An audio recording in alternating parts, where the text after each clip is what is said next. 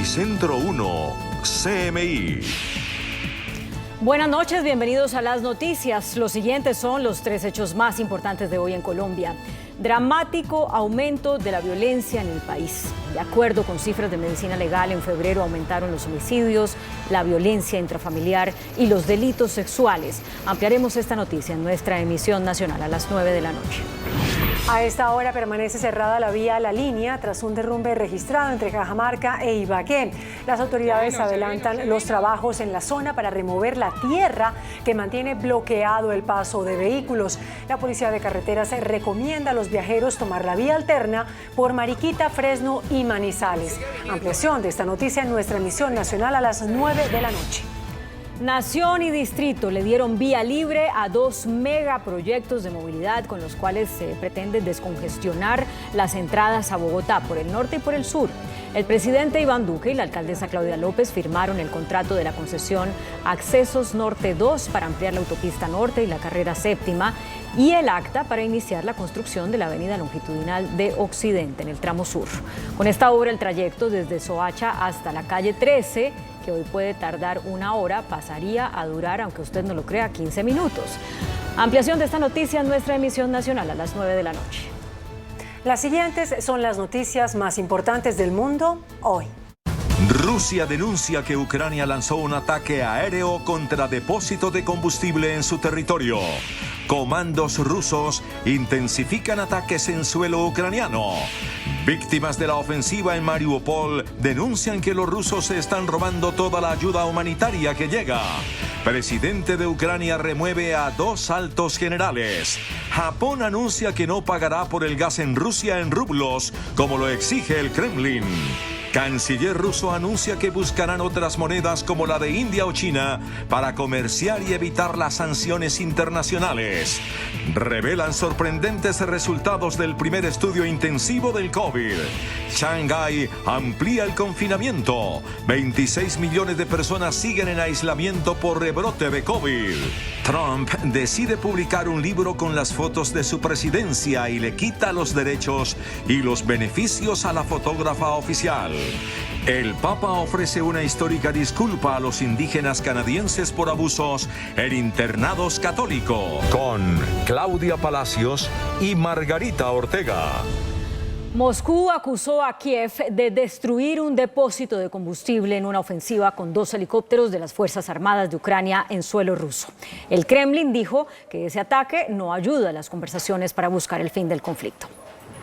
Rusia acusó a Ucrania de atacar un depósito de petróleo situado en las afueras de la ciudad rusa de Belgorod, junto a la frontera ruso-ucraniana, que causó un gran incendio.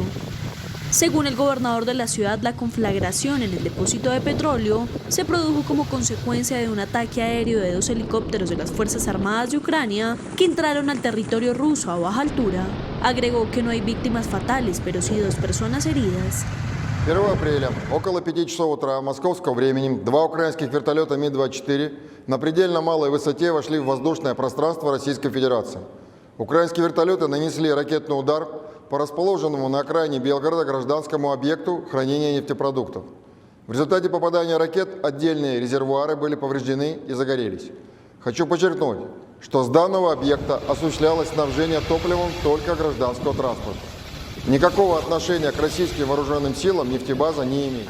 El embajador adjunto de Rusia ante la ONU, Dmitry Polyansky, dijo que los ataques de Ucrania socavan la paz.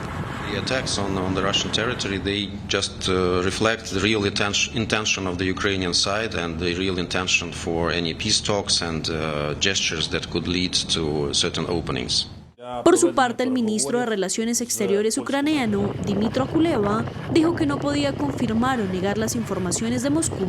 I can neither confirm nor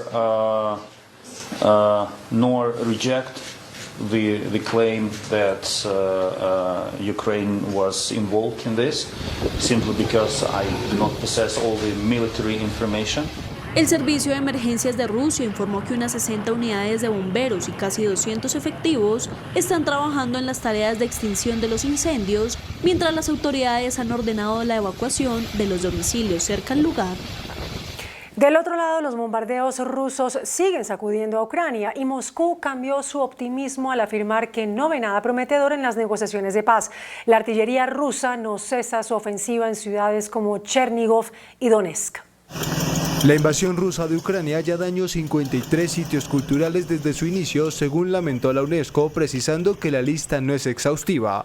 Esto debido a la devastadora campaña de bombardeos por parte de las tropas rusas, que en su intento de asedio de grandes ciudades han arrasado con hospitales, escuelas y zonas residenciales. Los ocupantes incluso atacaron deliberadamente el edificio del Comité Internacional de la Cruz Roja en Mariupol, la ciudad más golpeada por la artillería rusa, que ha caído en una proporción similar en la ciudad de Chernigov, localizada en el norte de Ucrania y atacada sin descanso por Rusia. De hecho, las autoridades han advertido que la situación humanitaria es catastrófica, mientras Human Rights Watch alerta por el acceso limitado a agua corriente, electricidad o calefacción desde principios de marzo. También se denunció que la urbe fue bombardeada durante toda la noche.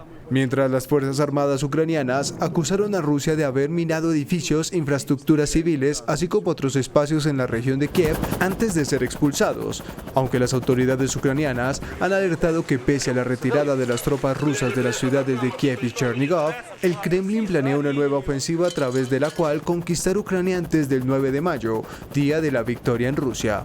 La devastación de las ciudades es solo una pequeña fracción del drama humanitario desatado por la guerra, cuando más de 4 millones de ucranianos se han visto obligados a abandonar su país.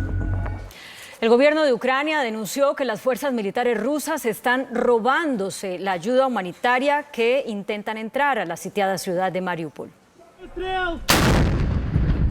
La guerra de Ucrania y Rusia afronta su 37º día con la retirada del ejército ruso de la central nuclear de Chernobyl y con la acusación de Rusia a Occidente de difundir mentiras sobre que sus soldados tienen la moral baja y se niegan a obedecer órdenes. La sitiada ciudad de Mariupol sigue cerrada para cualquiera que intente entrar y aún más peligrosa para cualquiera que intente salir. Según las autoridades locales, las fuerzas rusas han impedido que incluso la más mínima cantidad de suministros humanitarios lleguen a los residentes atrapados y aclaran además que el corredor humanitario no se ha abierto según lo previsto. La viceprimera ministra de Ucrania denunció el robo por parte de Rusia de alimentos y suministros que se llevaban a través de buses a la ciudad portuaria. На жаль, гуманітарну допомогу забрали окупанти. Це 14 тонн продовольства і медикаментів.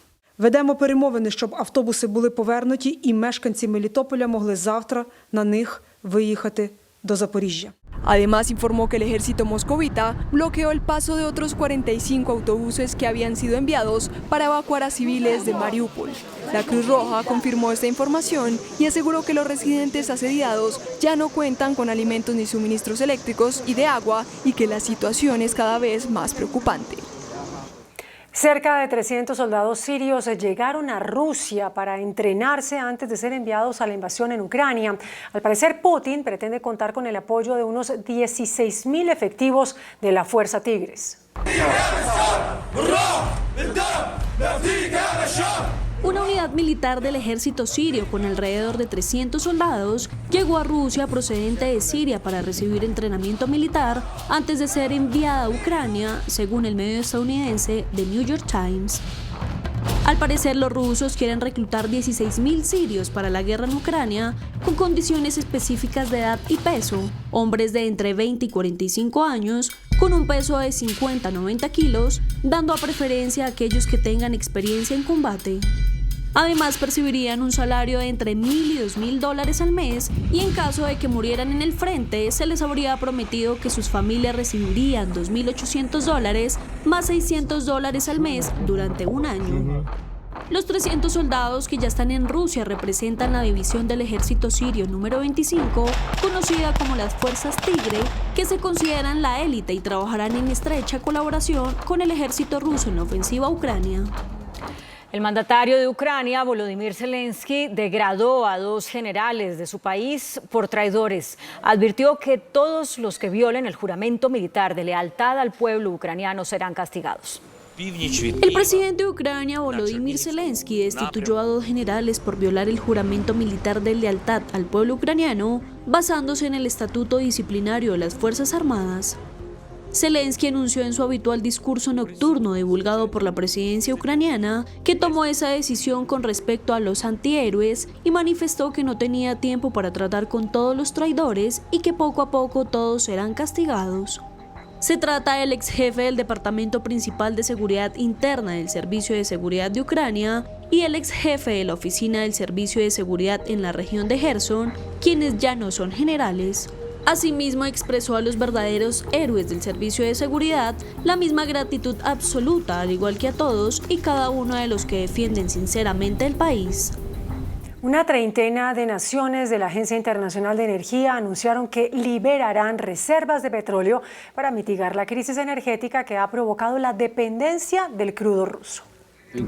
Ya es oficial en la Casa Blanca el plan de liberación de 1 millón de barriles por día de las reservas especiales de Estados Unidos para hacer frente al rally de precios del petróleo.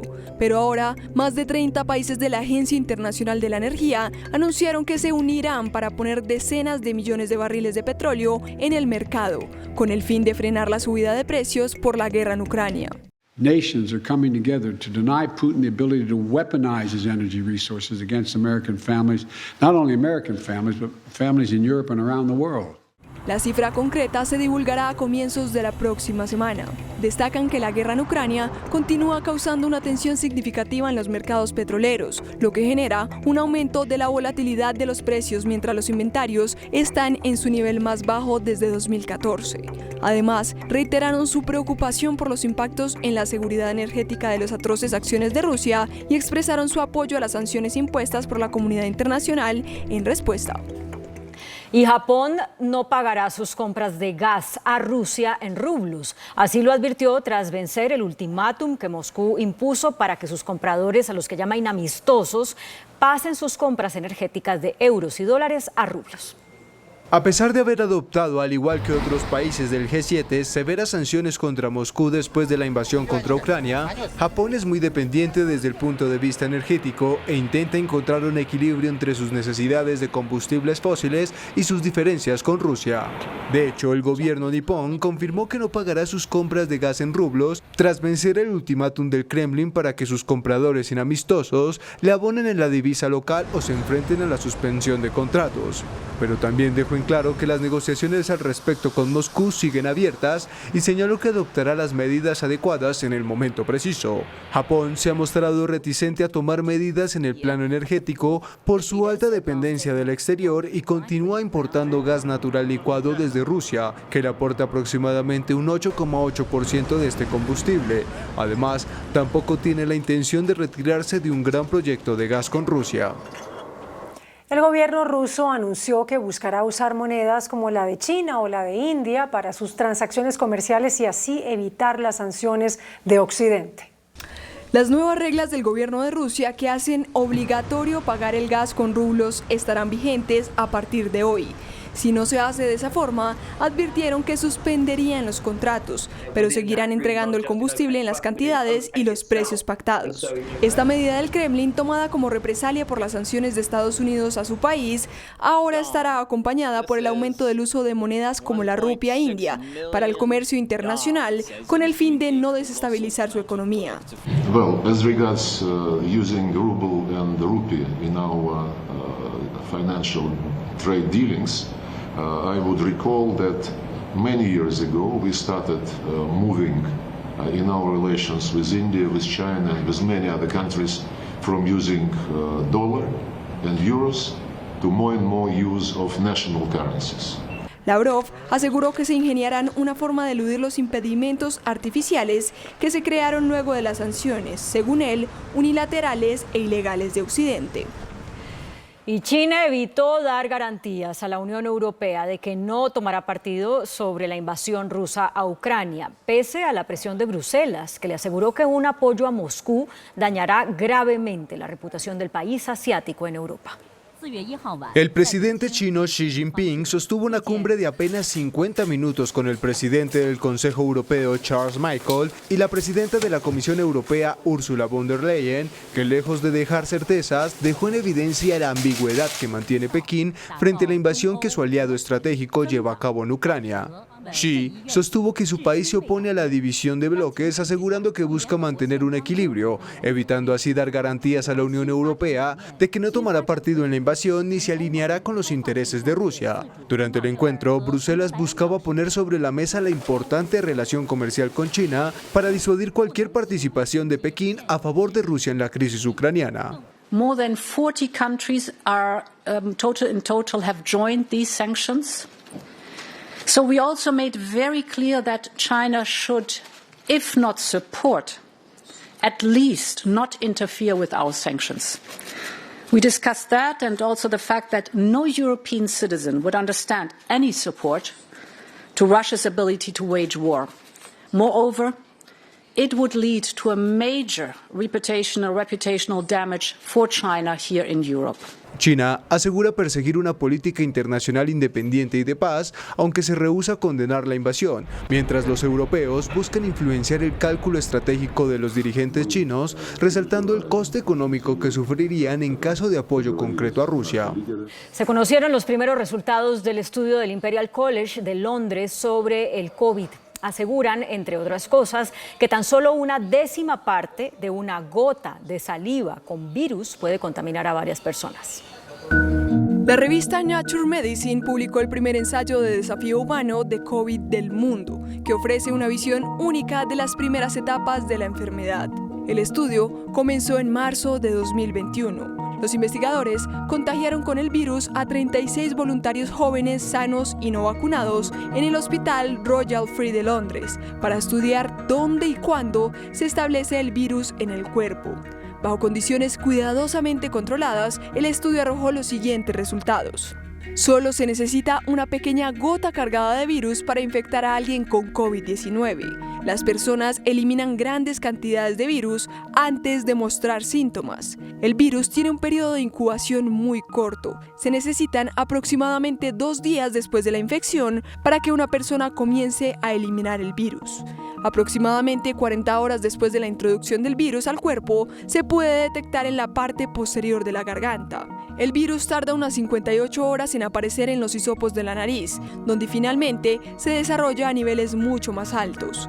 Las personas infectadas pueden eliminar altos niveles del virus sin ningún síntoma e infectar a otras sanas. Los estudios de desafío pueden ser controvertidos porque implican dar intencionalmente a alguien un virus u otro patógeno para estudiar sus efectos en el cuerpo humano. Incluso con las medidas de seguridad implementadas, existe un elemento de riesgo, particularmente cuando se estudia un nuevo virus. Pero también son muy valiosos para comprender el curso de una infección. Tras la publicación del estudio, los expertos reiteraron la importancia de cubrirse boca y nariz. Entre tanto, en China, Shanghái extiende su confinamiento hacia el oeste para frenar el avance del coronavirus. El gobierno chino dio inicio al endurecimiento de las restricciones para el hemisferio occidental de Shanghái, la ciudad más habitada del país con 26 millones de ciudadanos. Es una extensión de las medidas que estaban vigentes en la parte oriental, las cuales eran de 4 días, pero también se prolongaron. Los residentes deberán permanecer confinados en sus hogares por al menos 4 días, donde tienen prohibido salir a la calle hasta para pasear a las mascotas, sacar la basura y comprar. Los artículos o comidas serán llevadas a sus domicilios. El transporte público en la mayor parte de la ciudad ha sido suspendido, mientras que los negocios considerados no esenciales, como restaurantes y centros comerciales, también han tenido que cerrar. Durante esta nueva fase de la cuarentena en el lado oeste del río Huangpu, la intención es examinar alrededor de 16 millones de personas y evitar que se propague la contagiosa variante Omicron, la cual azota a China desde hace un mes. Estados Unidos creó 431.000 puestos de trabajo en marzo. La tasa de desempleo cayó al 3,6%, que es el nivel más bajo durante la pandemia.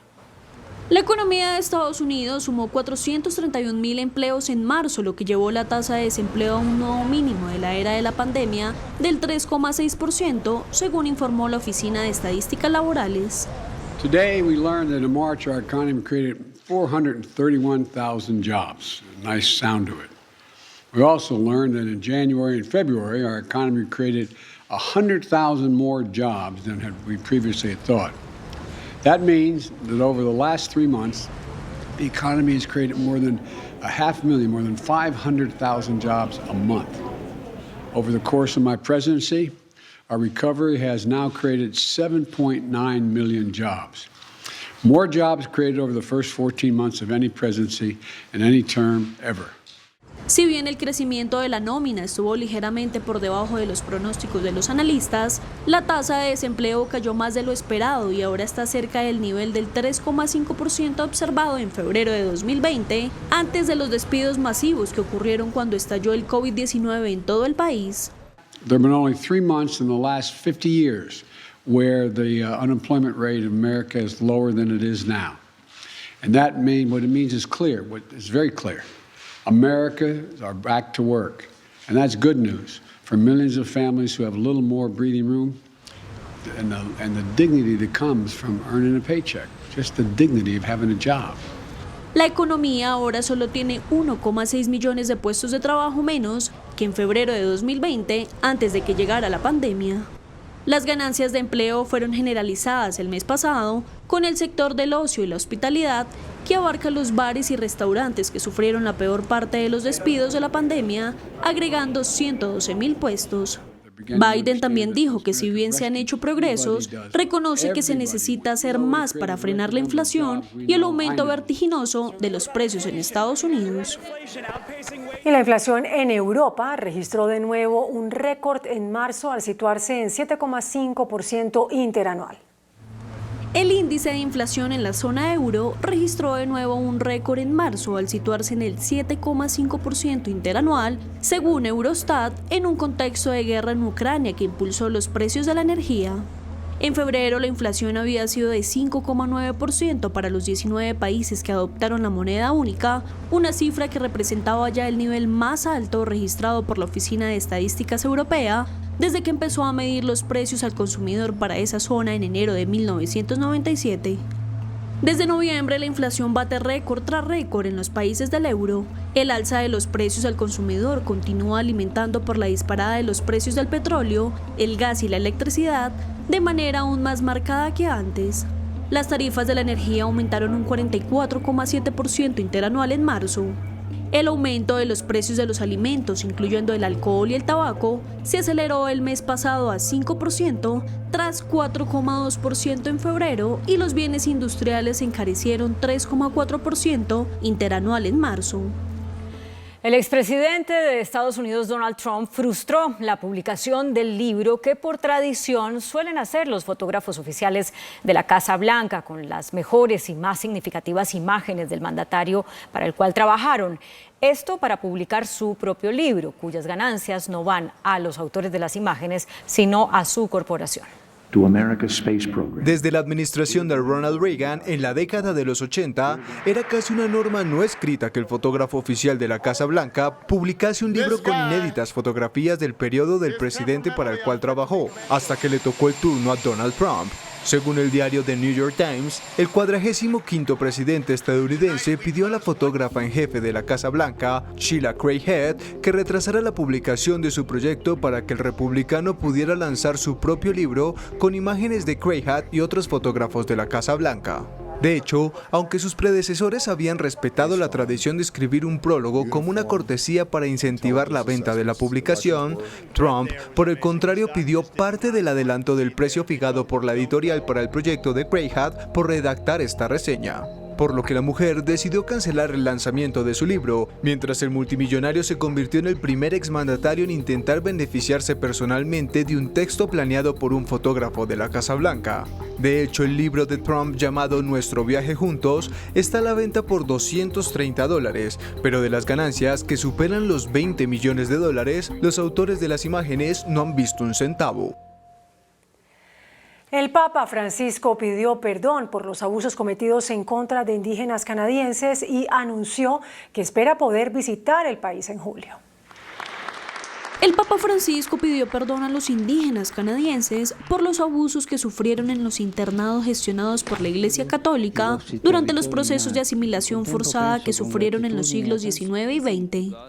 Francisco se reunió esta semana con indígenas canadienses de los Inuit y Métis que le contaron las torturas y abusos que sufrieron en los internados, la mayoría católicos, donde fueron llevados tras ser arrancados de sus familias por las autoridades.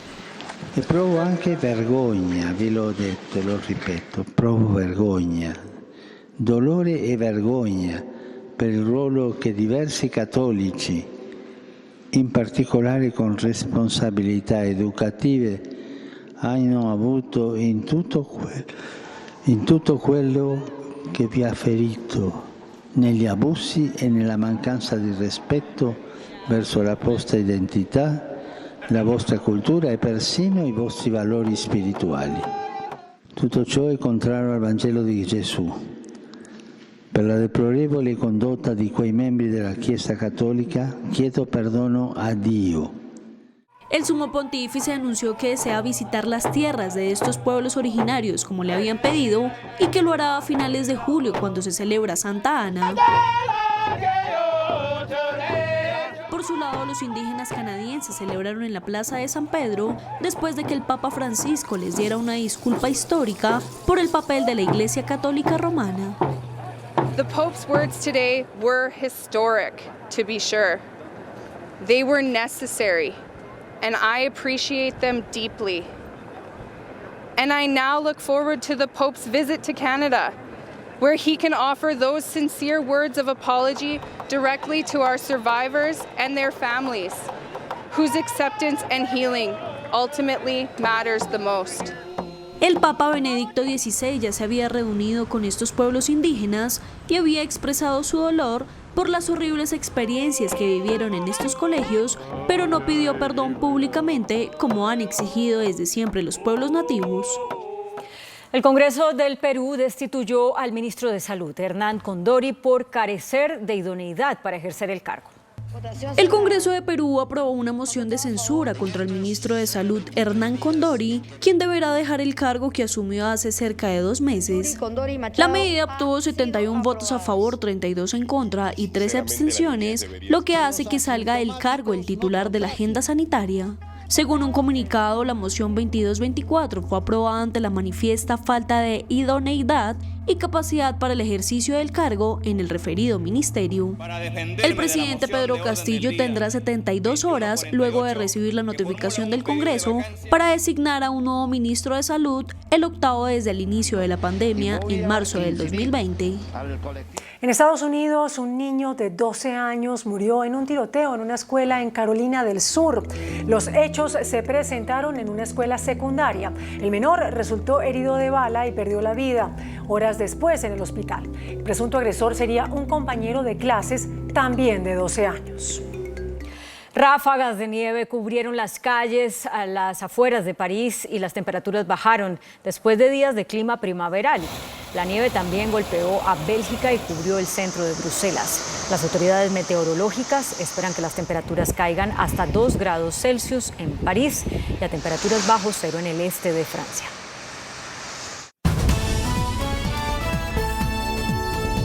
Noticentro 1, CMI.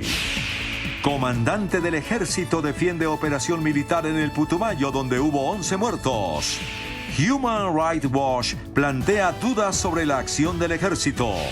Un menor murió en el operativo, confirma Medicina Legal, según senador Iván Cepeda.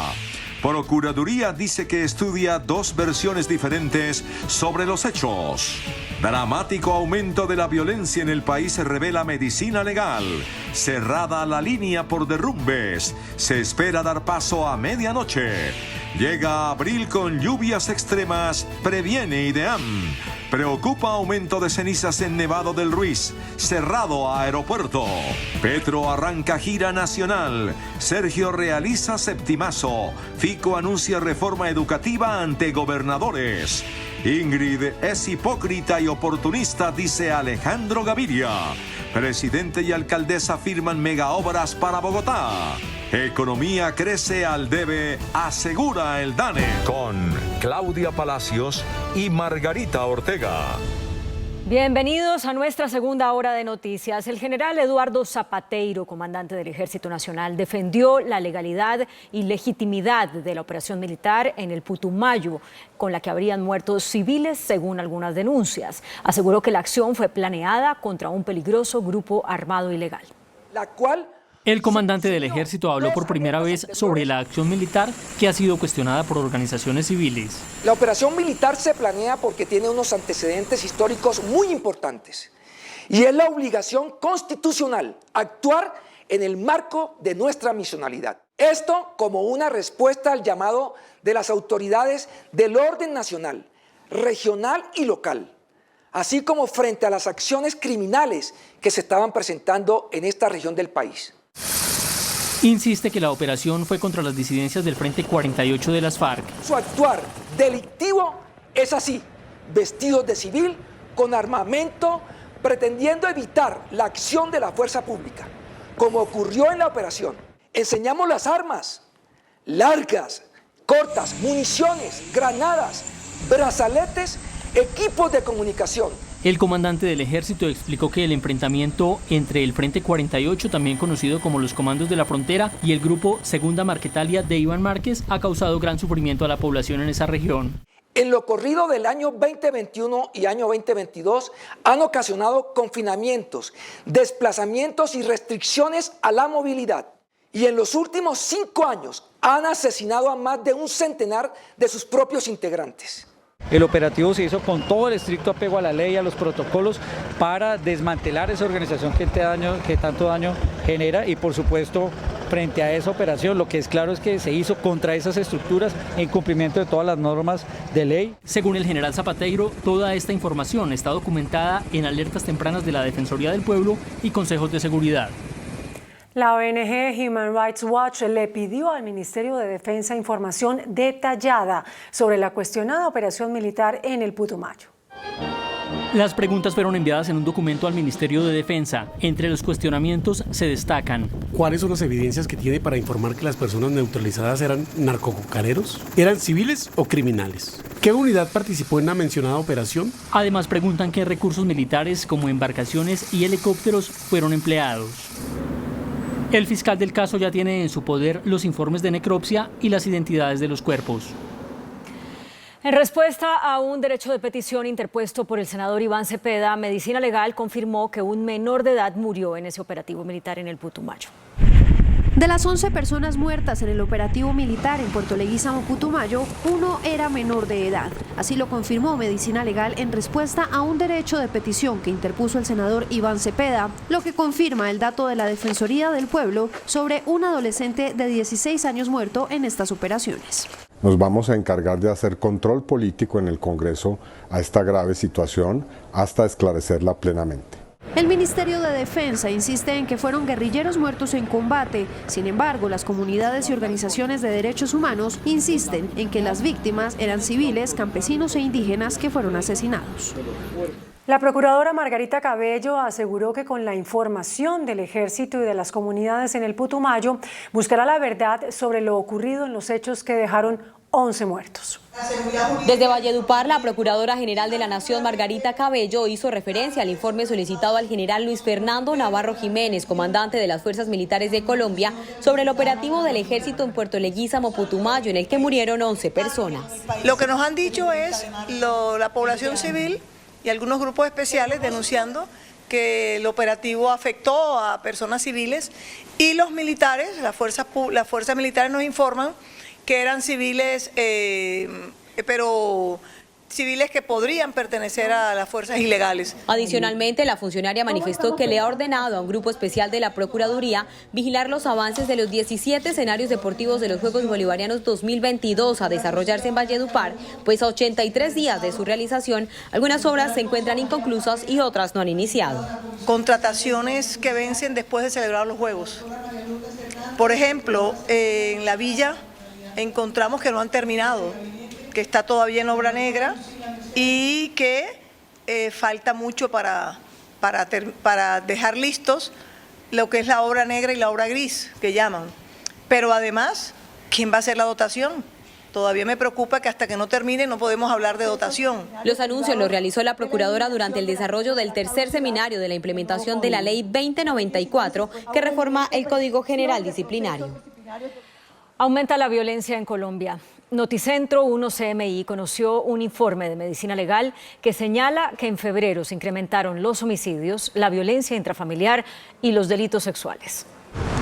De acuerdo con cifras de Medicina Legal, en febrero de este año se registraron 2.037 homicidios en Colombia, 259 casos más que en febrero del 2021, cuando se registraron 1.778 homicidios. Cali y Bogotá son las ciudades más violentas. 134 personas fueron asesinadas en Bogotá en febrero de este año, 64 casos más que en el mes de enero. Bogotá es la segunda ciudad con más homicidios registrados en febrero de este año. La supera Cali, que tuvo 160 casos. A nivel nacional también aumentó la violencia interpersonal. En febrero de este año se registraron 11.568 casos, 3.239 casos más que en febrero del año pasado. La violencia intrafamiliar también aumentó. Se registraron en febrero de este año 8.601 casos, 1.916 casos más que en febrero del 2021. Los delitos sexuales también se incrementaron. Se registraron 3.552 casos en febrero de este año, 537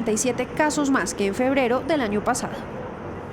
El secretario de Seguridad de Bogotá, Aníbal Fernández, desvirtuó la cifra de medicina legal sobre el incremento de los homicidios en la capital. El secretario de Seguridad, Aníbal Fernández de Soto, aseguró que, contrario al informe de Medicina Legal, los homicidios bajaron 12% en el primer trimestre del año en comparación con el 2021. Este año se presentaron hasta el momento 205 homicidios hasta el 31 de marzo, versus 233 en el mismo periodo del año 2021, es decir, hay una reducción de 28 casos. Las localidades donde se concentran las muertes violentas son Ciudad Bolívar, Kennedy, Rafael Uribe Uribe y Suba.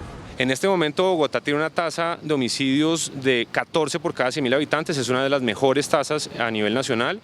Este año la alcaldesa mayor nos ha puesto un desafío de lograr una reducción del homicidio en un 15% y vamos por la senda correcta.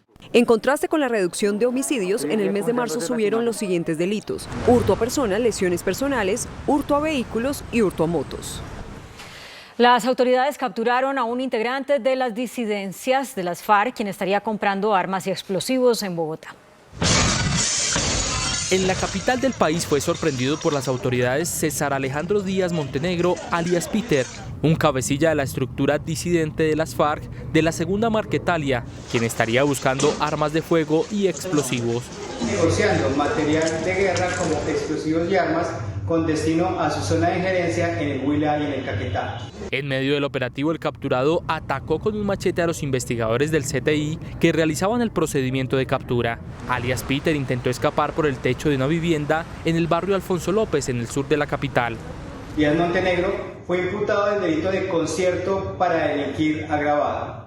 Las armas y los explosivos, los cuales pretendía llevar a su zona de injerencia en el departamento del Huila, le servirían para reactivar varias estructuras de las extintas FARC, como el Frente 17.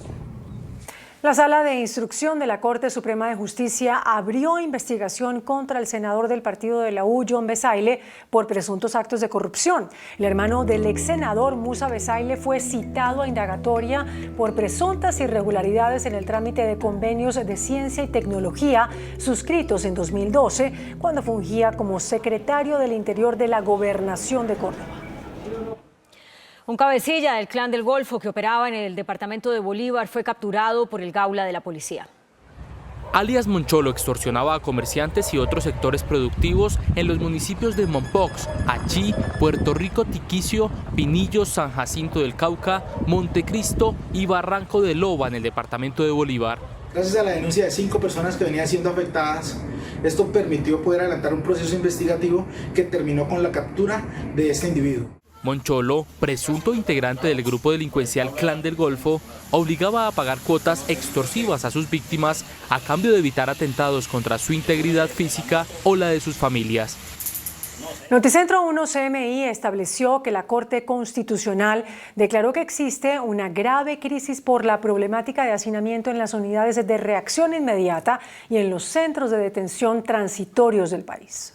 Aunque esta decisión aún no ha sido notificada, Noticentro 1 CMI conoció que la Corte declaró nuevamente la figura del estado de cosas inconstitucional por las condiciones indignas en las que permanecen las personas privadas de la libertad en los centros de detención transitoria del país, que comprenden estaciones de policía y unidades de reacción inmediata.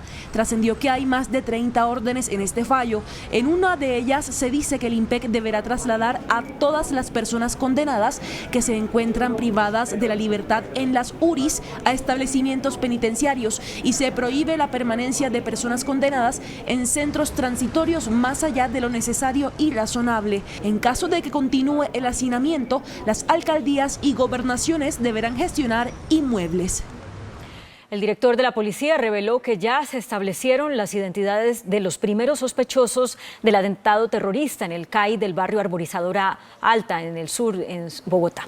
Los policías. El director de la policía aseguró que la información recopilada durante los últimos días ratifica la hipótesis de la participación de las disidencias del Frente 33 de las FARC en la acción terrorista y la subcontratación de bandas locales. Van surgiendo nombres, van surgiendo identificaciones, vamos avanzando con información proveniente de personas, de testigos. También se refirió a los constantes hostigamientos a las estaciones de la policía en la región del Catatumbo. Todo gira alrededor de eso, de los cultivos ilícitos, del tráfico de cocaína pura, de la protección de laboratorios, tanto de base de coca como de clorhidrato. Pues eso es lo que hay, es un deseo de protección de estos delincuentes, de proteger el narcotráfico. Y vamos avanzando en la captura y por eso atacan a la policía. La policía rindió un emotivo homenaje a las familias de los intendentes David Reyes Jiménez y William Bareño Ardila, quienes murieron cuando trataban de desactivar una bomba en el aeropuerto de Cúcuta. A esta hora, las autoridades trabajan para despejar la vía La Línea, que quedó tapada por un derrumbe en Cajamarca.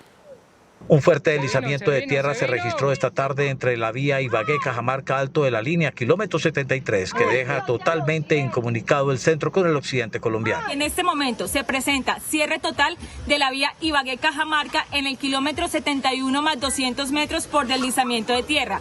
En este momento, con trabajo coordinado con el concesionario vial, APP Jica ya se encuentra en labores de remoción. Las autoridades del tránsito han recomendado tomar la vía alterna Mariquita, Fresno, Manizales y viceversa para quienes se comunican del occidente hacia el centro colombiano. El IDEAM alertó hoy sobre eventos climáticos extremos que se presentarán durante abril y mayo.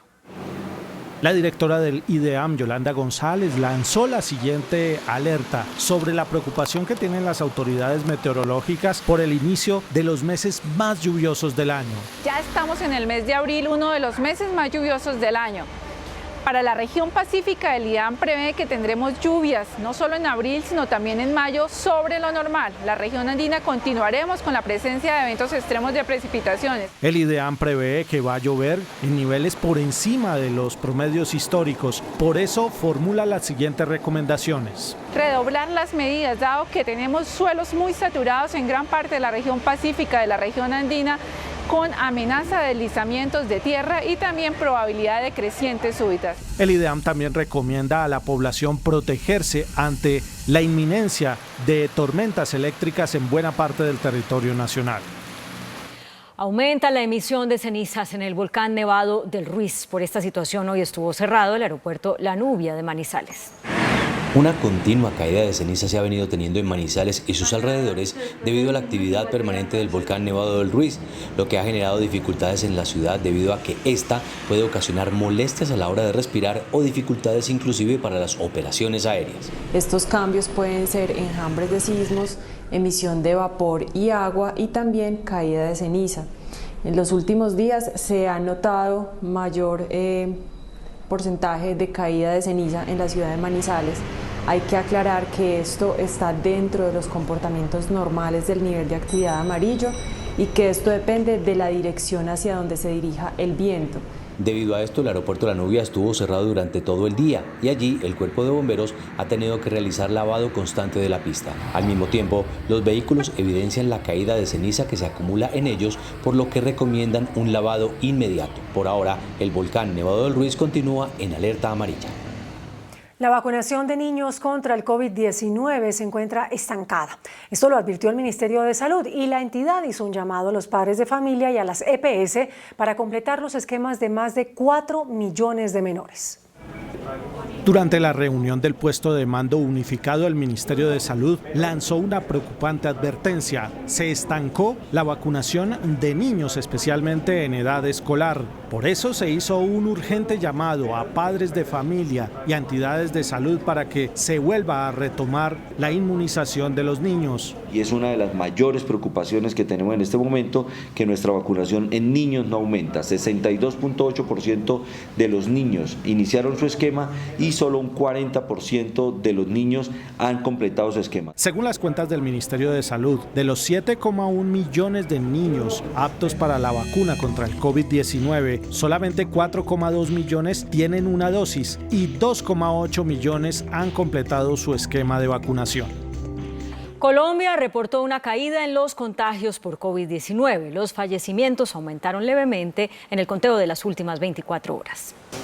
Bajan los contagios y suben las muertes por COVID-19 en Colombia. Este viernes el Ministerio de Salud confirmó que otras 354 personas se infectaron de COVID-19. Se procesaron 20.150 pruebas en los laboratorios del país. Casos activos bajaron a 4.104. Las muertes reportadas en las últimas 24 horas, otras 15. El total de fallecidos en medio de la pandemia, 139.636 víctimas. Estas son las cifras de los últimos 4 días. El comportamiento de la pandemia. 29 de marzo, 301 contagios, 10 fallecidos. El 30 de marzo, 311 contagios, 12 fallecidos. Ayer, 365 contagios, 14 fallecidos. Hoy, 354 contagios, 15 fallecidos.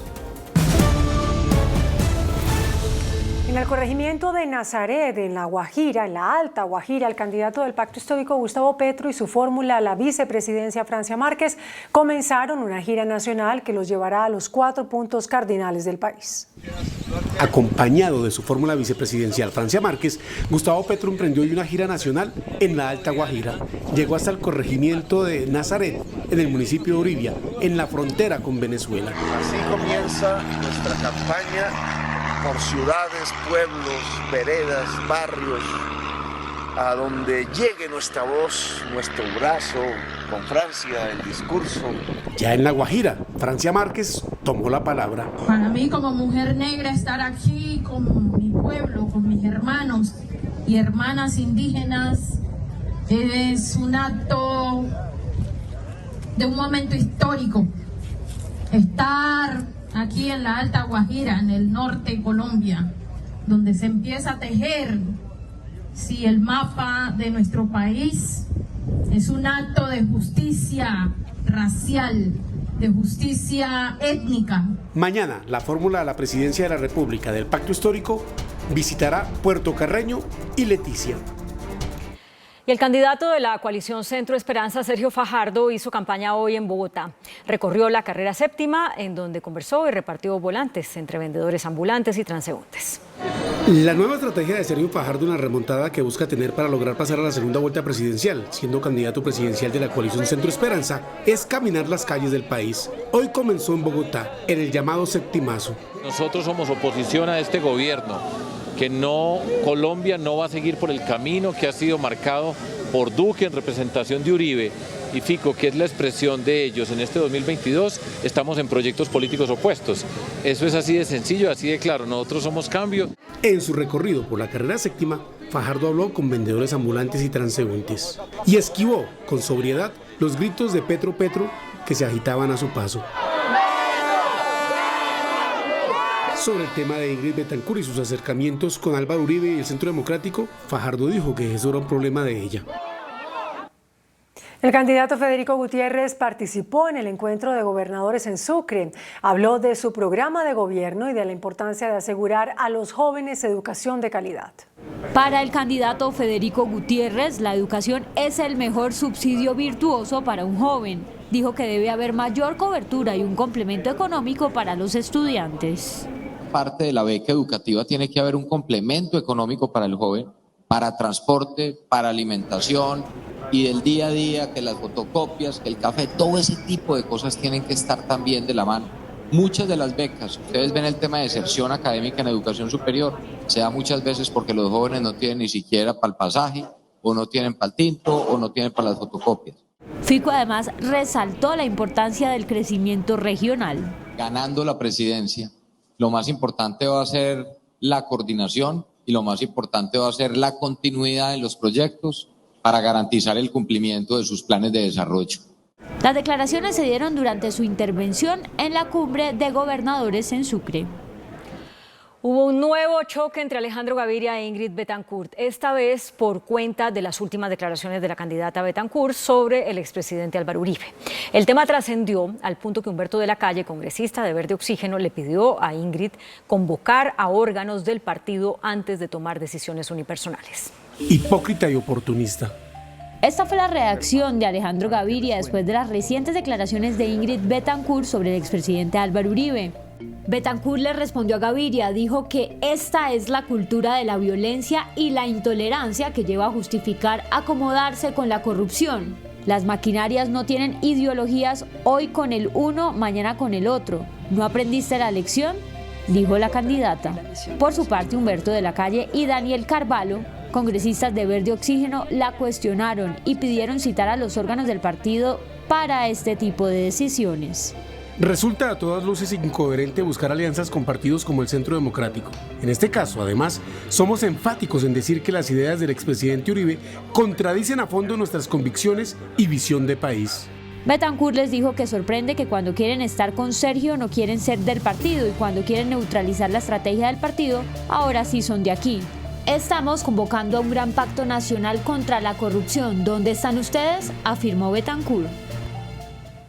El presidente Iván Duque invitó hoy a los gobernadores a defender la democracia, que en su concepto está en peligro por la demagogia y el populismo, aunque afirmó que los colombianos siempre han rechazado las propuestas de cambiar la institucionalidad del país.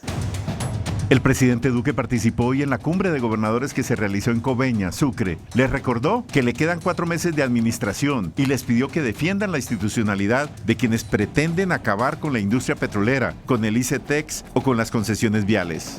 Créanme, señores gobernadores, que eso que ha dicho Moisés Naim en su último libro, ese autoritarismo 3P, populismo, posverdad y polarización, es lo más peligroso que puede tener una sociedad.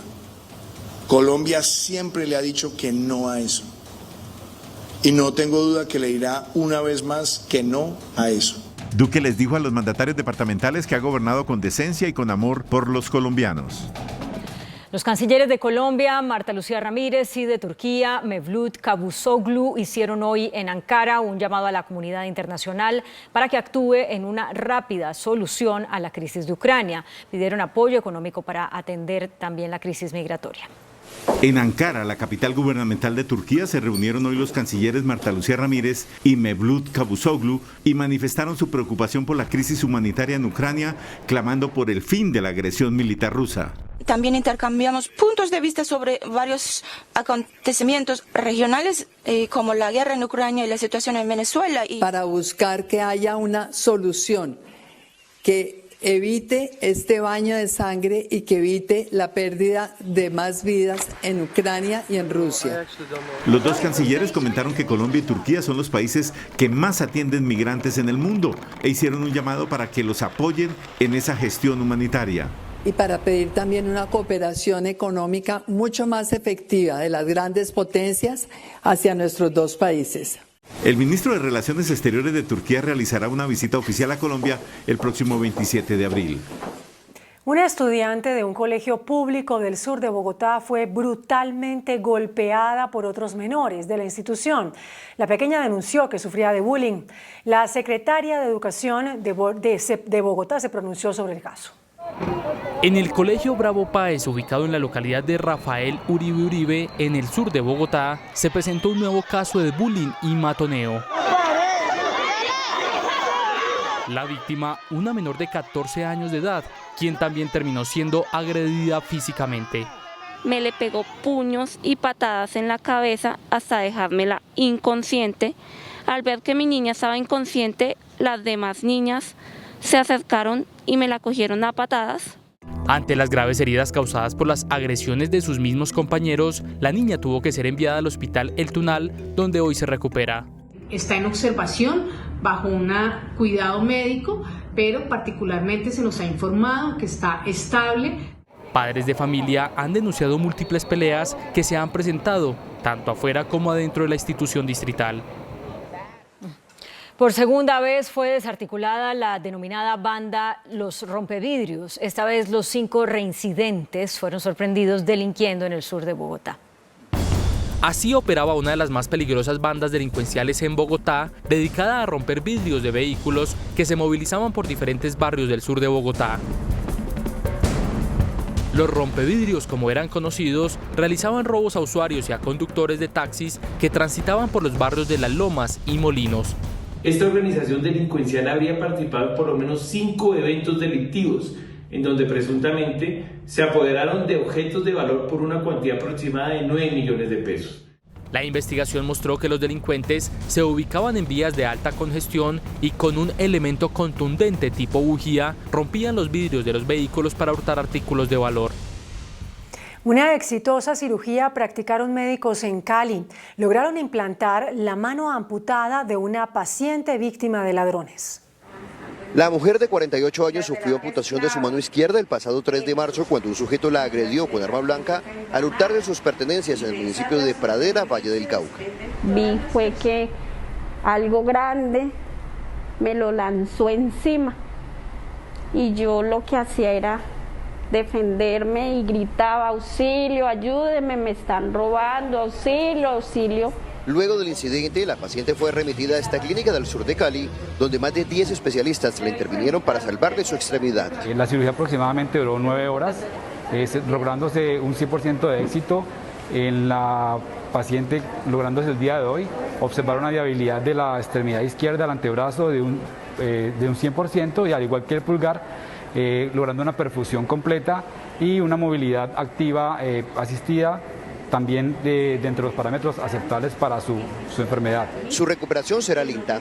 Mientras espera la captura del agresor, realizará múltiples terapias para recuperar la movilidad y volverse a desempeñar como docente. El presidente Iván Duque y la alcaldesa Claudia López le dieron vía libre a 2 megaproyectos de movilidad con los que se busca descongestionar el norte y el suroccidente de la ciudad. El presidente Iván Duque y la alcaldesa Claudia López firmaron el contrato de la concesión Accesos Norte 2, con la que buscan ampliar la autopista norte y la carrera séptima.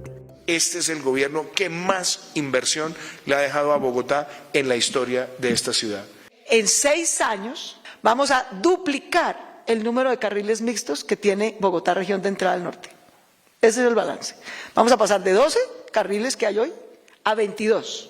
Además, firmaron el acta para iniciar la construcción de la avenida longitudinal de Occidente en el tramo sur, una obra pensada hace más de 30 años. Con esta intervención, la promesa es que el trayecto desde Soacha hasta la calle 13, que puede tardar 1 hora, dure 15 minutos. Lo que vamos a hacer es otra autopista sur paralela, que es la Lo Sur desde el peaje de Chusacá hasta la calle 13.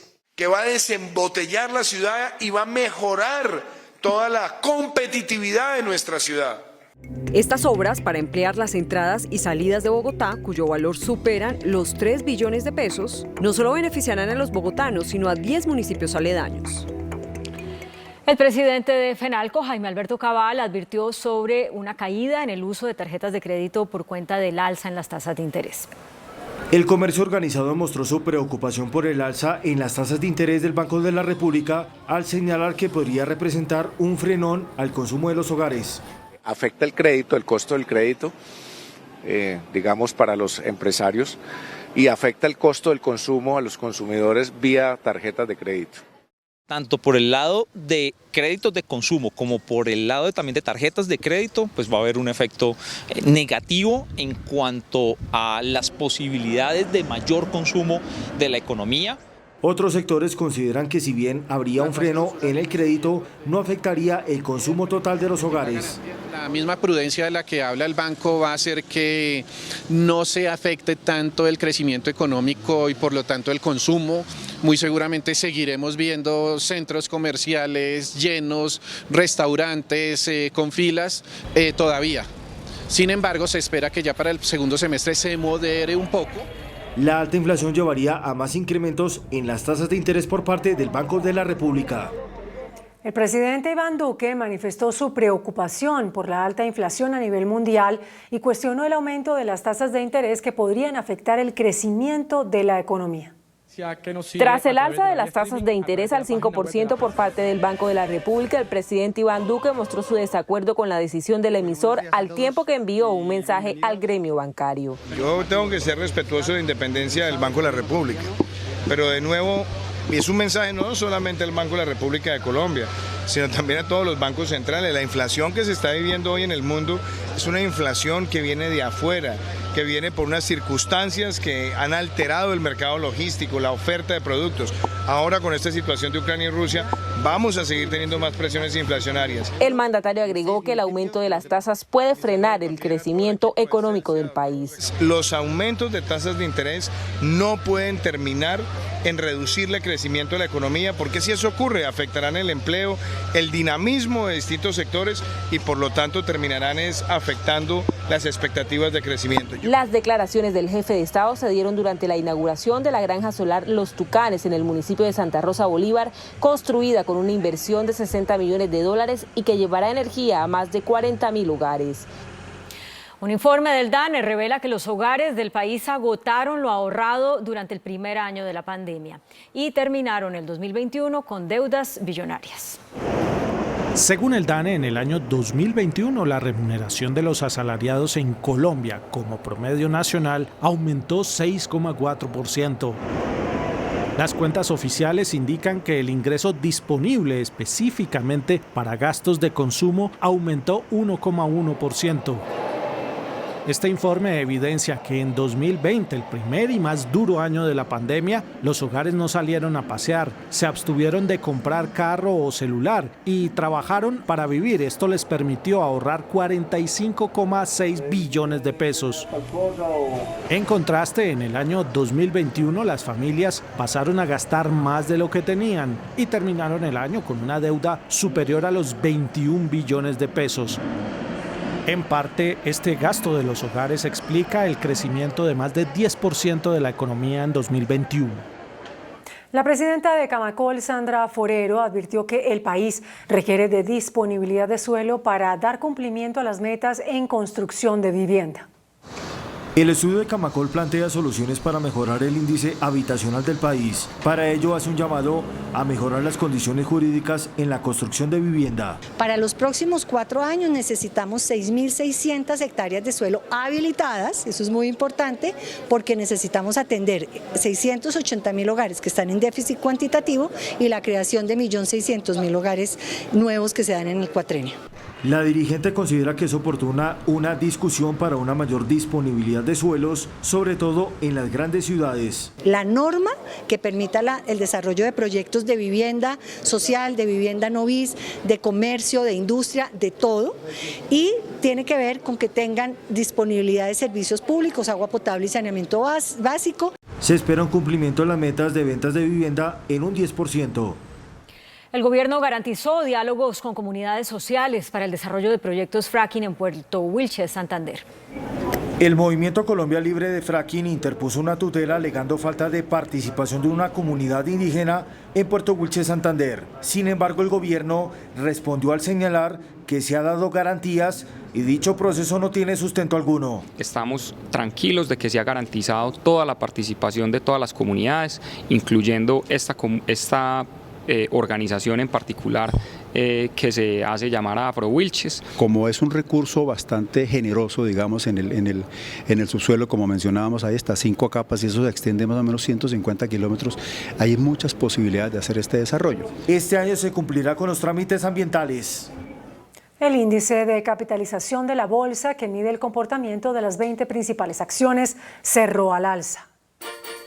El índice selectivo MSCI Colcap de la Bolsa de Valores de Colombia subió 0,67% a 1.626 puntos. La acción de Interconexión Eléctrica ISA fue la que más subió, con una valorización de 2,47% a 24.900 pesos. La acción de Cemex fue la que más bajó, con una pérdida de 0,74% a 2.700 pesos. La acción más negociada de la jornada fue la de Ecopetrol, al movilizar más de 35.000 millones de pesos, con una variación negativa de 0,23% a 3.530 pesos.